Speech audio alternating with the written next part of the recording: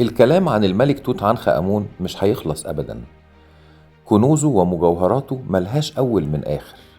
احنا لقينا في مقبرته أكتر من طن ذهب.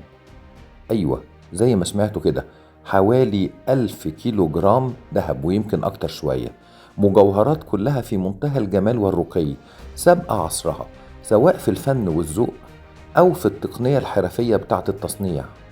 من الحاجات اللي لفتت نظري جدا البوندونتيف اللي قدامنا ده. بوندونتيف يعني دلاية كانت بتتعلق في سلسلة، لأن فيها فكر عالي جدا ومليانة معاني.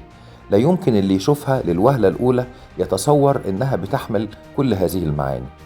أولا، بتجمع بين 3 رموز دينية زي ما انتوا شايفين كده قدامكم في الصورة. ال3 رموز دول: قرص الشمس رع، والجعران خبر وهو رمز البعث.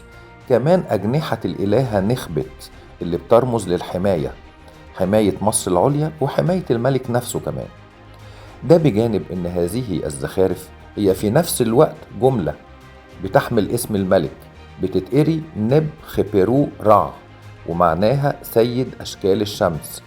يعني الفنان بعبقريته قدر يعمل مزيج من الفكر والفن والعقيدة، وجمع كل ده في قطعة مجوهرات.